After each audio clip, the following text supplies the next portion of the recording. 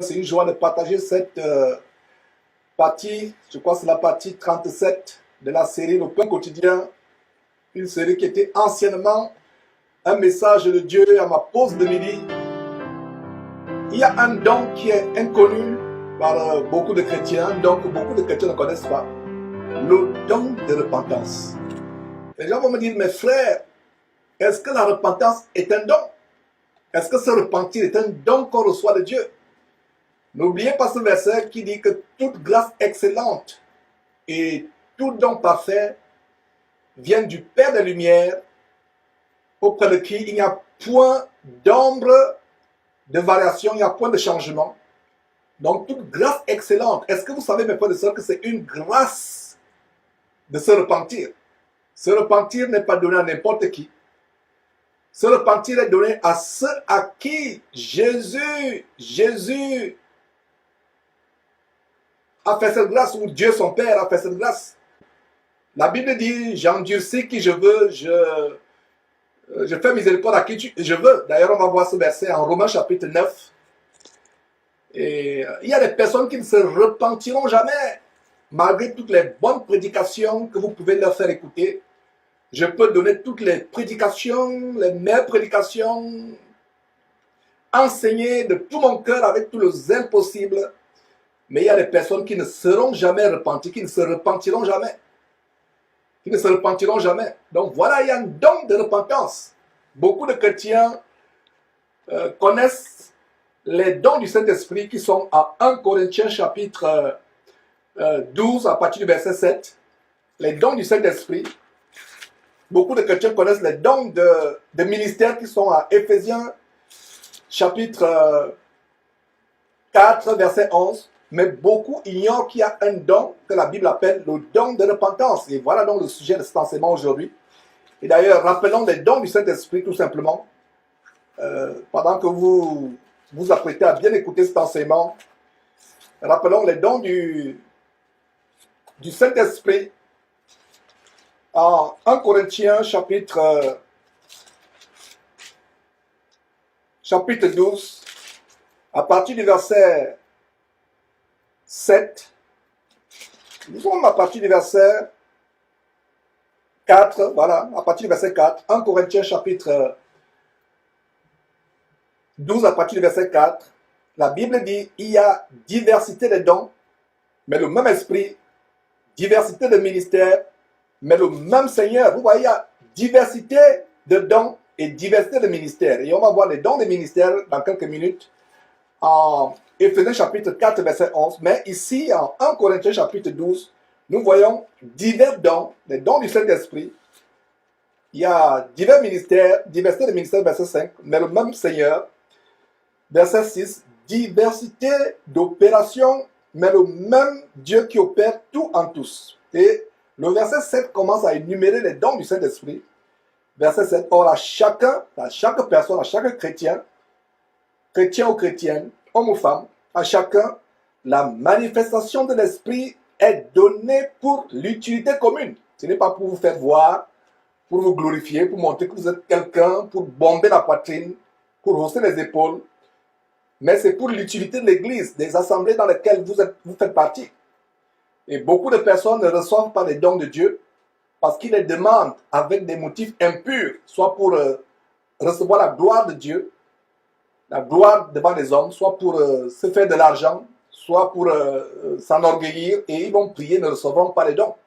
Quand vous demandez les dons à Dieu, comprenez que c'est pour édifier les uns les autres. C'est d'abord pour vous édifier vous-même et pour édifier les uns et les autres.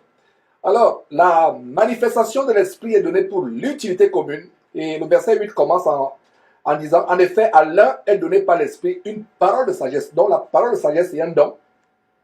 À un autre, une parole de connaissance. Donc la parole de connaissance est un don. À un autre, verset 9, la foi. La foi, c'est un don. Il n'est pas donné à n'importe qui d'avoir une foi inébranlable devant des situations difficiles. Donc la foi, c'est un don, verset 9, par le même esprit. Un autre, le don de guérison. Donc avoir ce don de guérison, c'est pouvoir guérir les gens miraculeusement, c'est un don. C'est dommage que beaucoup de faux pasteurs, les pasteurs vampires, vous séduisent, vous mentent, vous trompent avec des dons qu'ils ont pris suite au pacte avec les sirènes, des démons ou des bagues magiques, cannes magiques, autres objets de magie. Ils vous épatent. Mais la vraie guérison miraculeuse, c'est un don du Saint-Esprit. Donc, le don des guérisons par le même esprit. Verset 10, à un autre, le don d'opérer des miracles, à un autre, la prophétie. Donc, le don d'opérer des miracles, c'est un don qui vient de Dieu, qui vient du Saint-Esprit. La prophétie, c'est un don. Le discernement des esprits, c'est un don pour pouvoir discerner les mauvais esprits, soit dans votre maison, si vous êtes seul, soit les mauvais esprits qui agissent à travers d'autres personnes. Vous voyez quelqu'un, un faux pasteur qui fait des miracles, les autres sont éberlués, les autres sont obnubilés, mystifiés, épatés, mais Dieu vous révèle de manière surnaturelle, extraordinaire, que ce monsieur, c'est plutôt l'esprit de Python. C'est le cas avec Paul et Silas, qui ont détecté l'esprit de Python qui se cachait derrière une femme esclave, pourtant qui leur faisait la propagande. Cette femme faisait la publicité de Paul et Silas, mais Paul ne s'est pas laissé avoir. Il a discerné qu'il y avait un esprit de Python derrière cette personne. Donc, à un autre, le don d'opérer les miracles, à un autre, la prophétie, à un autre, le discernement des esprits, à un autre, la diversité des langues, la diversité des langues, ça dit le parler en langue, à un autre, l'interprétation des langues. Verset 11, un seul et même esprit opère ces choses, les distribuant à chacun comme il veut.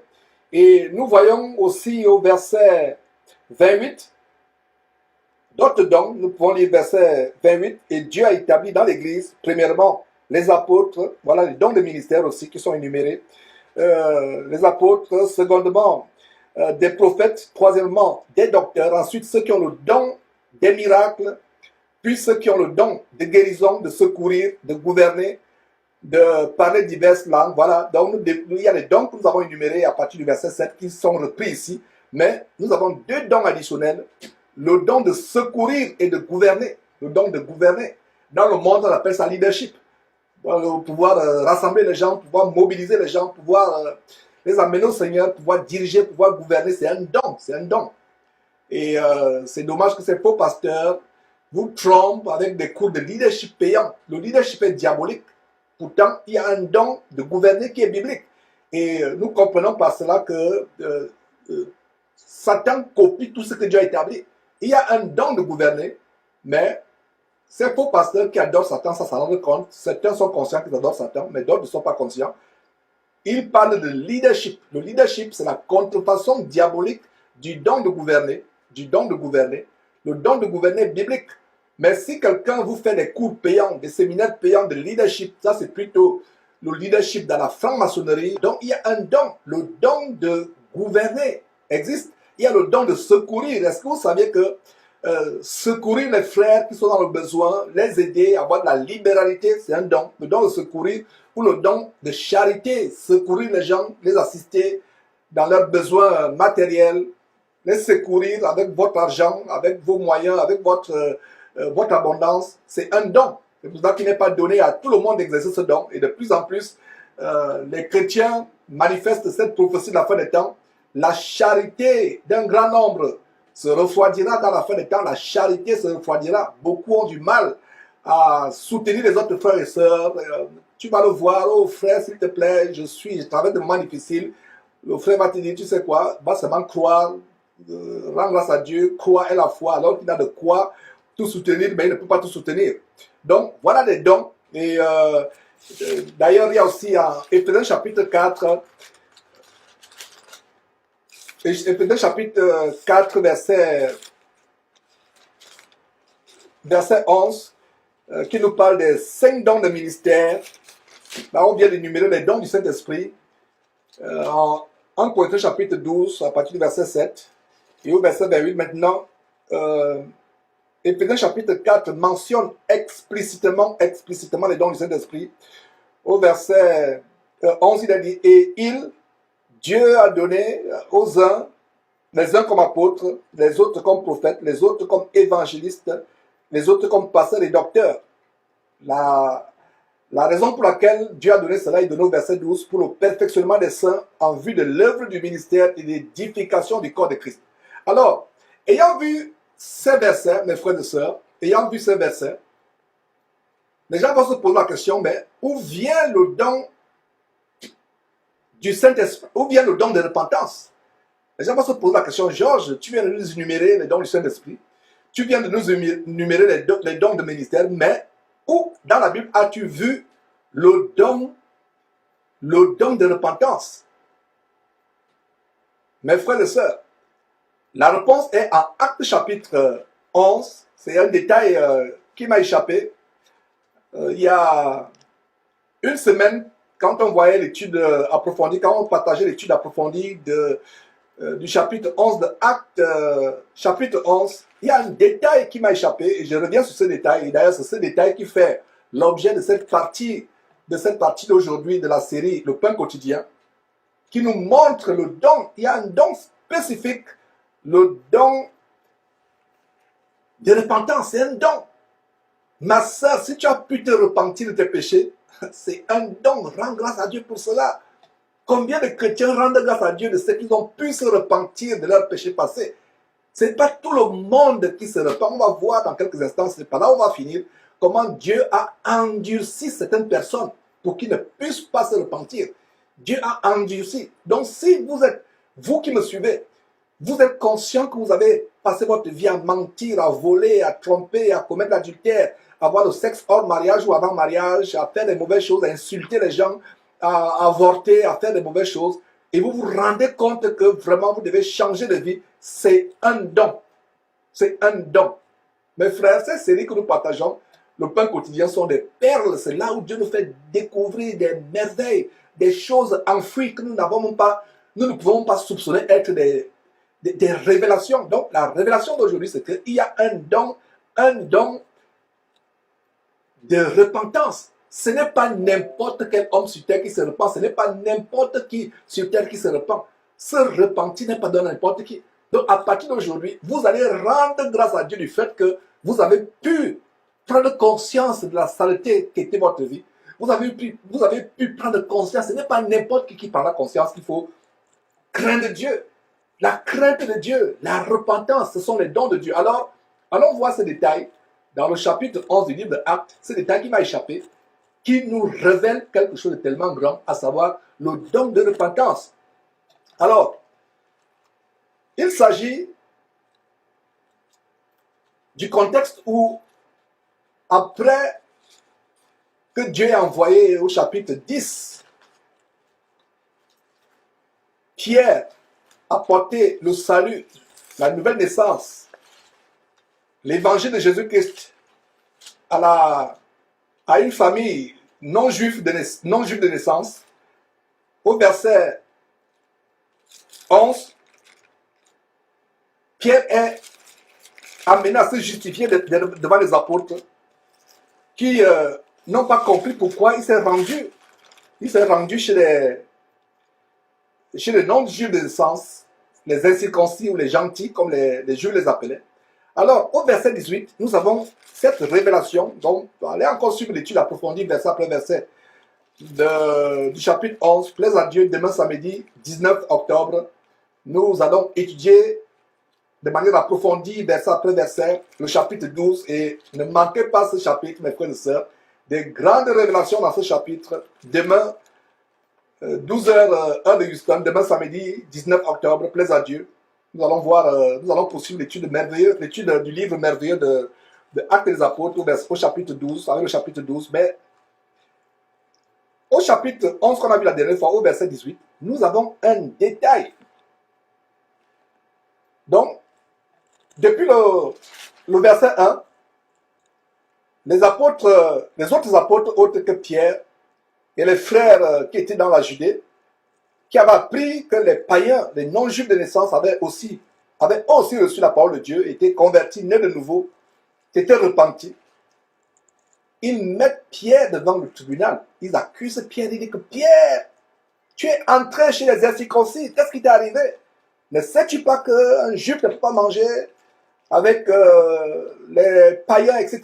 Et nous avons vu aussi un grand détail la semaine passée, la délivrance des stéréotypes, des préjugés que nous avons, des préjugés raciaux, des préjugés ethniques, tribaux, les préjugés sociaux qu'on a à l'égard des uns et des autres. Et d'ailleurs, je vais encore approfondir sur cela demain. Et aujourd'hui, je peux vous avouer, mes frères et sœurs, que Dieu m'a délivré à la suite de cet enseignement. Dieu m'a délivré moi-même des préjudices que j'avais à l'égard de tel ou tel peuple. Même si tout le peuple nigérian est un peuple d'escrocs, de bandits, je suis convaincu qu'il y a au moins une personne ou deux personnes, peut-être qu'on ne connaît pas, qui font l'exception. Je suis convaincu. Aucun peuple sur terre est indigne du salut. Alors, Pierre est mis devant un tribunal, entre guillemets, on l'accuse, on dit, ben, tu es parti chez les païens, qu'est-ce qui t'a pris, etc. Ils ont oublié ce que Jésus leur a dit d'ailleurs en Actes chapitre 1, verset 8, à savoir que vous recevez le Saint-Esprit descendant sur vous, une puissance au Saint-Esprit descendant sur vous, et vous serez mes témoins à Jérusalem, dans la Judée, dans la Samarie et jusqu'aux extrémités de la terre. Ils ont oublié cela.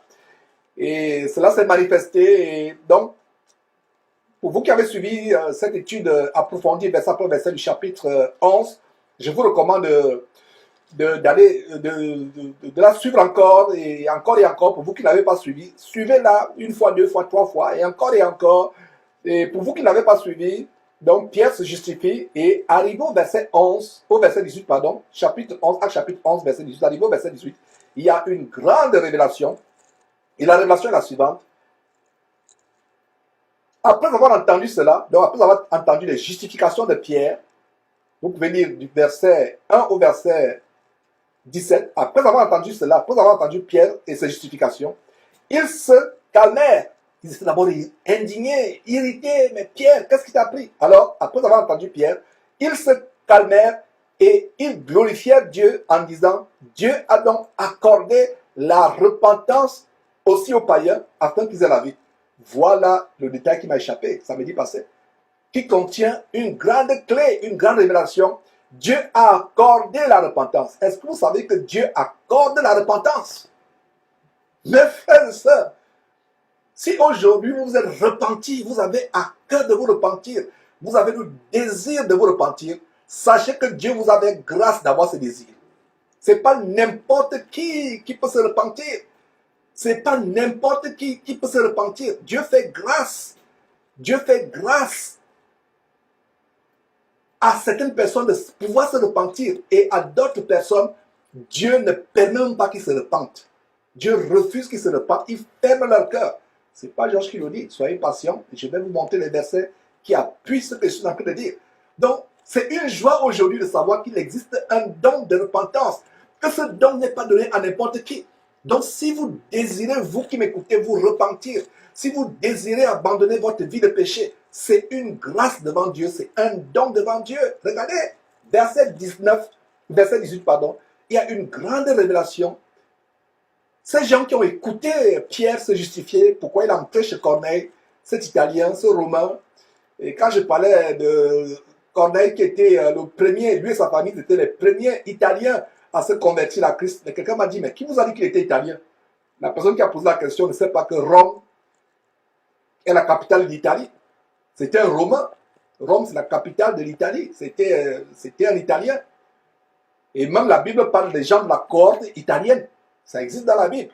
Donc il faut beaucoup lire la Bible pour connaître ces détails. Alors, les apôtres et les disciples qui écoutaient Pierre glorifièrent Dieu en disant, qu'est-ce qu'ils disent? Et ce qu'ils disent contient une révélation grande. Ils disent quoi? Dieu a donc accordé la repentance aux païens afin qu'ils aient la vie. Sans la repentance, vous ne pouvez pas avoir la vie éternelle. Donc ceux qui ne sont pas repentis sont les morts vivants. Ils sont vivants, mais ils sont morts. Regardez, comprenez très bien le verset 18. Dieu a aussi accordé la repentance aux païens, aux non-juifs de naissance, afin qu'ils aient la vie. Donc, conclusion logique, tu ne peux pas avoir la vie sans te repentir. Tu ne peux pas avoir la vie éternelle, sans te repentir. Et tous ceux qui vivent sur terre, qui ne connaissent pas Dieu, qui ne connaissent pas Jésus-Christ, qui vivent dans le péché, qui ne sont pas repentis, sont des morts. Ils sont dans la mort. Ils n'ont pas la vie, ils ont la mort. La mort sont les morts vivants. Ils ne savent même pas qu'ils sont morts.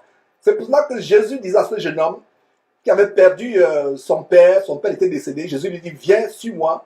Il dit, mais Seigneur Jésus, je vais d'abord aller enterrer mon père et ensuite je vais te suivre. Jésus lui a dit, non, laisse les morts enterrer les morts. Comment les morts peuvent enterrer les morts? La vérité de ce que Jésus lui a déclaré, c'est que laisse ceux qui ne croient pas en moi, qui ne sont pas repentis, qui ne m'ont pas suivi, qui ne croient pas en moi, qui sont morts, laisse-les aller enterrer ton père qui est mort.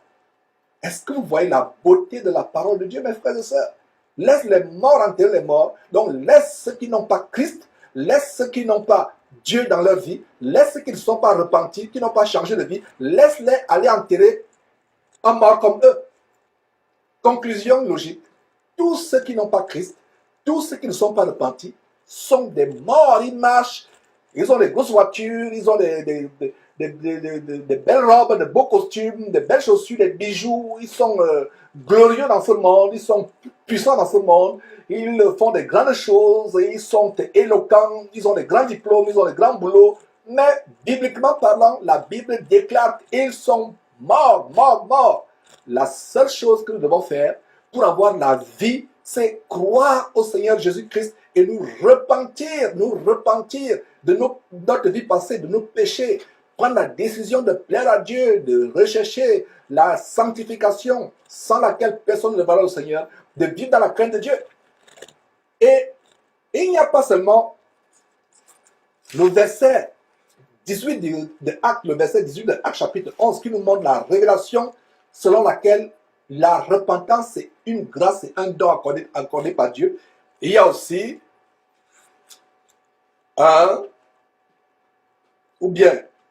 ou plutôt 2 Timothée, cette deuxième épître que Paul a adressée au jeune serviteur de Dieu Timothée. Donc en 2 Timothée chapitre 25 et 26, nous découvrons dans l'exhortation que Paul adresse à Timothée, nous découvrons aussi que le don de repentance existe, c'est un don. Nous découvrons que la repentance, c'est un don. Alors, 2 Corinthiens, 2 Corinthiens, pas 1 Corinthiens, mais 2 Corinthiens, chapitre 2, versets 25 à 26. 2 Corinthiens, chapitre 2, versets 25 à 26. Il a dit quoi? Donc, ça nous... on est en train d'exhorter Timothée en disant d'abord depuis le verset 23, fuis les passions de la jeunesse et recherche la justice, la foi et la paix. La justice, la foi, la charité, la paix avec ceux qui invoquent le Seigneur d'un cœur pur. Au verset 23, il continue à l'exhorter en disant repousse les discussions folles et inutiles, sachant qu'elles font naître les querelles. Verset 24, or il ne faut pas qu'un serviteur du Seigneur ait les querelles. Donc, en exhortant Timothée par le Saint-Esprit qu'un serviteur du Seigneur ne doit pas avoir des querelles, il y a une grande révélation qui est apportée, la révélation d'un don qui s'appelle le don de repentance qu'on a vu en Actes chapitre 11, verset 18. Alors, verset 25, il doit redresser, disons encore le verset 24, or, un serviteur de Dieu, il ne faut pas qu'un serviteur de Dieu ait des querelles, il doit au contraire avoir de la condescendance pour tous, la compassion, être respectueux, avoir la condescendance pour tous, être propre à enseigner, doué de patience. Verset 5, il doit redresser avec douceur les adversaires dans l'espérance que Dieu leur donnera la repentance pour arriver à la connaissance de la vérité. Voilà une autre révélation selon laquelle Dieu accorde la repentance dans l'espérance que Dieu leur donnera la repentance. Dieu donne la repentance. Vous voyez comment la parole de Dieu s'accorde comme les maillons d'une chaîne. Les maillons d'une chaîne. Ça rejoint exactement ce verset de 2 Timothée chapitre 2 verset 25. Rejoint exactement ce don qui est mentionné pour la première fois, le don de repentance dans la Bible, en Actes chapitre 11 verset 18. C'est un don. Et le but de cette petite partie, petite par la durée, mais très grande par la révélation, donc le but de cette partie, c'est nous faire prendre conscience de comment Dieu nous a aimés. Ce n'est pas n'importe qui, ce n'est pas pour votre propre force. Beaucoup ont voulu se repentir, ils ne peuvent pas. Ils ne peuvent pas. Regardez ce que la parole de Dieu dit en Romains chapitre 9, versets 17 à 18, pour montrer que Dieu fait grâce à qui il veut, il endurcit qui il veut. Et qu'est-ce que nous voyons? Romains chapitre 9, nous voyons quoi? Verset 17. Car l'Écriture dit à Pharaon, je t'ai suscité à dessein pour montrer en toi ma puissance afin que mon nom soit publié par toute la terre. Verset 18. Ainsi, Dieu fait miséricorde à qui il veut et il endurcit qui il veut. Voilà. Quelqu'un qui a le cœur endurci ne peut pas se repentir, n'est-ce pas? Donc Dieu fait miséricorde à qui il veut et il endurcit qui il veut. Quelle révélation merveilleuse de savoir que vous qui m'écoutez, vous qui avez pris la décision de vous repentir, de regretter votre vie, Dieu vous a fait grâce, c'est une grâce. Il fait miséricorde à qui il veut. Il fait miséricorde, c'est un don, il endurcit qui il veut. Et Paul, inspiré par le Saint-Esprit, est en train de reprendre ce qui se passe dans le livre de Exode. Plaise à Dieu, le livre de Exode sera dans quelques mois l'objet d'une étude approfondie verset après verset, tout comme le livre de Genèse qui a fait l'objet pendant 10 mois d'une étude approfondie verset après verset, tout comme le livre de Actes sur lequel nous sommes. Donc, plaise à Dieu, nous étudierons Exode, le livre d'Exode, verset après verset, étude approfondie, parce que Exode signifie sortie. Exodus, l'exode, la sortie.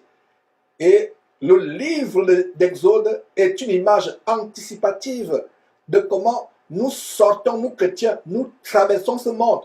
Nous sortons ce monde. Nous sortons de ce monde, pardon, à travers le baptême. Les Israélites sont sortis d'Égypte, de l'esclavage en Égypte, et nous sommes en esclavage dans ce monde, si vous ne le savez pas.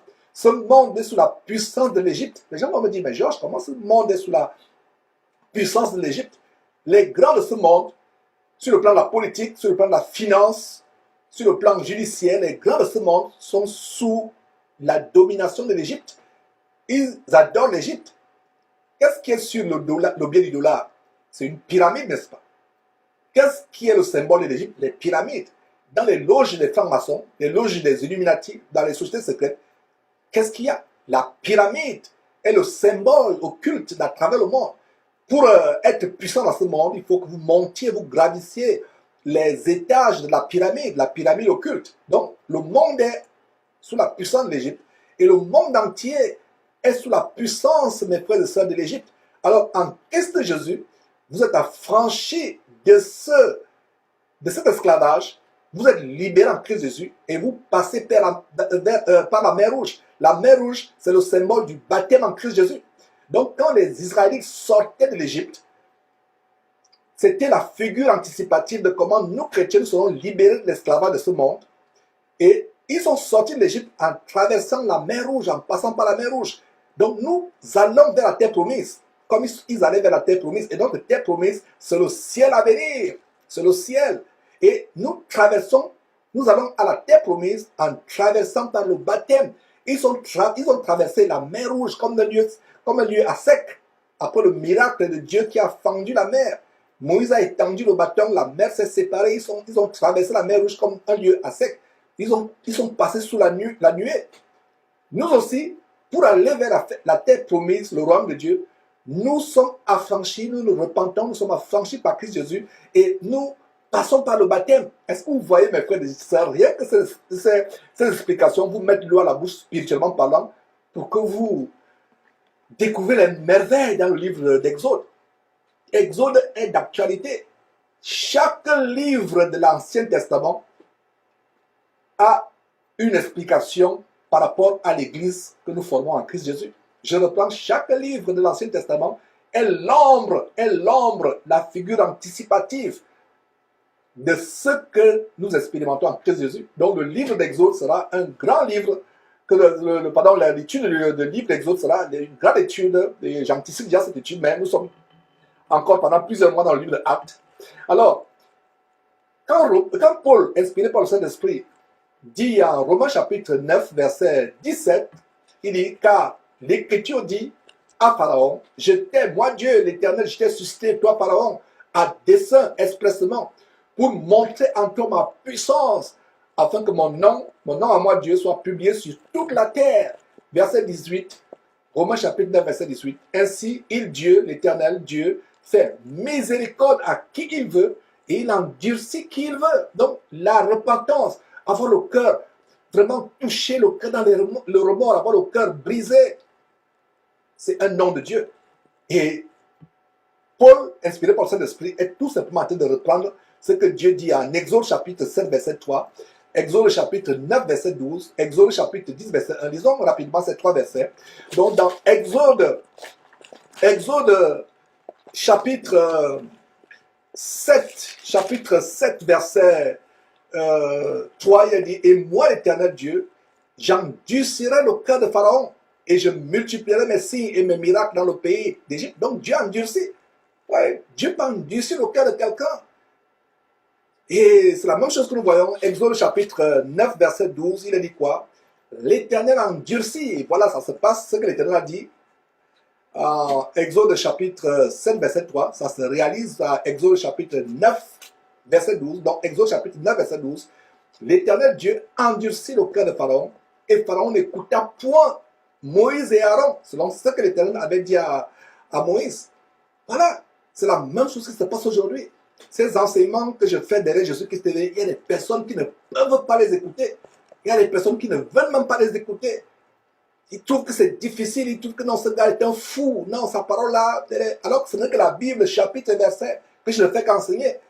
Alors, s'ils n'écoutent pas, c'est parce qu'ils sont endurcis. Et ma prière, c'est que Dieu touche le cœur de la multitude. Mais vous qui avez été touchés par cette parole, et beaucoup parmi vous sont ceux qui m'ont d'abord insulté au départ, qui m'ont traité de fou, parce que vous étiez aussi endurcis. Mais Dieu vous avait grâce de rechercher la piété, de rechercher la repentance, la sanctification. C'est une grâce donc, c'est une grâce de Dieu, mes frères, d'être touché, d'être touché.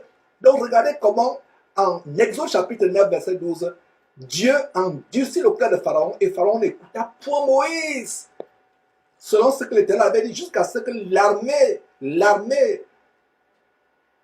toute l'armée de Pharaon soit engloutie dans la mer Rouge. Eux qui poursuivaient les Israélites qui ont traversé la mer Rouge comme un lieu sec. Et quand eux, ils ont voulu traverser, l'armée, je vais dire l'armée, les soldats de l'armée puissante de Pharaon, ils ont été engloutis, ils sont tous morts. Regardez toujours en Exode chapitre 10, verset 1. L'Éternel dit à Pharaon, plutôt l'Éternel dit à Moïse, Exode chapitre 10, verset 1, l'Éternel dit à Moïse, va vers Pharaon, car j'ai endurci son cœur et le cœur de ses serviteurs pour faire éclater mes signes au milieu d'eux.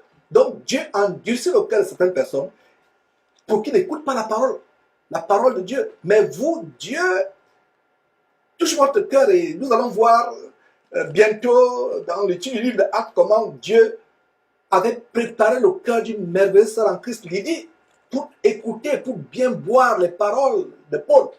Dieu avait préparé son cœur, disposé son cœur. Vous pensez que c'est n'importe qui peut avoir le cœur disposé à écouter la parole de Dieu vraie, originale, pure? C'est pas n'importe qui. C'est que Dieu vous fait un don d'aimer sa parole. C'est pas n'importe qui peut aimer la parole de Dieu. Ce n'est pas n'importe qui. La chair aime les choses qui plaisent. La chair aime l'évangile bonbon, l'évangile chocolat, l'évangile caramélisé, les faux pasteurs, les pasteurs vampires. Mais la chair n'aime pas l'évangile pur et original. L'évangile qui blesse, qui fait mal, mais qui produit à la longue, à la fin, du bonheur, de la délivrance, qui vous amène à la repentance. Vous voyez, ce n'est pas n'importe qui a ce don de repentance. Est-ce que vous saviez que la repentance est un don? Ce détail m'a échappé samedi passé, mais le Seigneur a voulu que je revienne encore, et ça fait l'objet de cette partie d'aujourd'hui, le don inconnu par beaucoup de chrétiens, le don de repentance. Le don de se repentir, le don d'aimer la parole de Dieu, le don de haïr le péché, le don de poursuivre la justice de Dieu, le don de poursuivre ce que Dieu aime, le don de vous éloigner du mal. Ce n'est pas donné à n'importe qui. Et c'est la preuve que tout cela vient de Dieu afin qu'aucun homme ne se glorifie, ne se tape la poitrine en disant que c'est pas moi-même, c'est pas mes propres efforts que je suis devenu une meilleure personne. Non, c'est un don. Si tu es repenti, c'est un don. Si tu abandonnes le péché, c'est un don. Il y a des péchés que moi, Georges, je n'aurais jamais pu imaginer abandonner un jour. Mais aujourd'hui, je suis surpris que je les ai abandonnés. C'est un don. Se repentir, c'est un don, mes frères et sœurs. Ça me produit la joie de vous partager ce don, mes frères. Voilà. Jean chapitre 12, verset 40.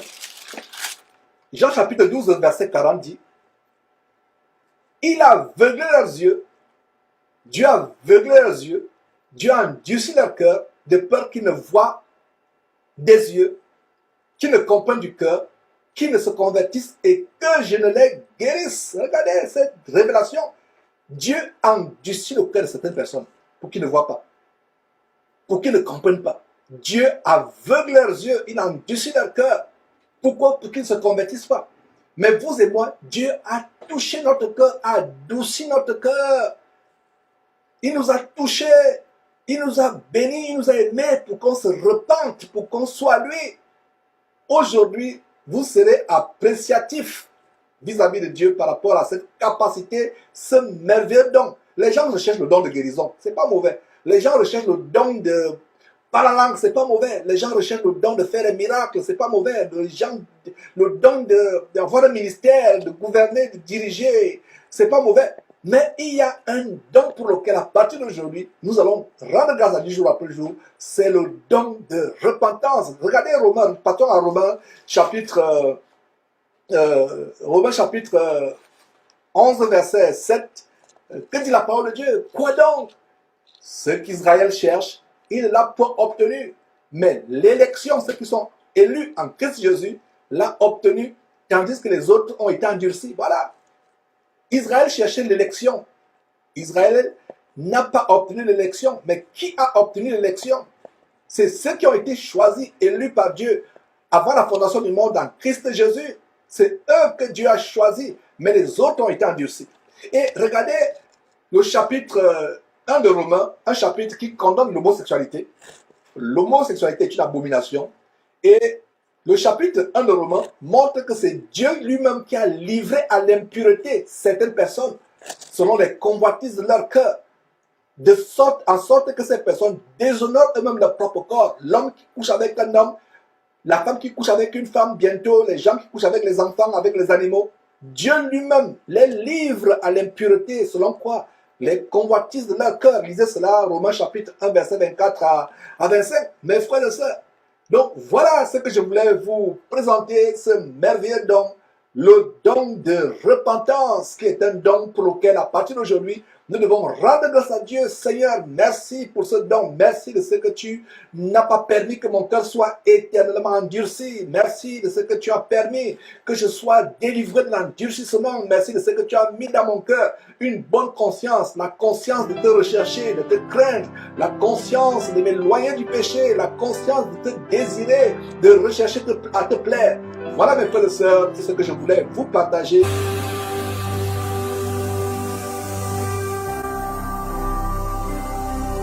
Jésus-Christ TV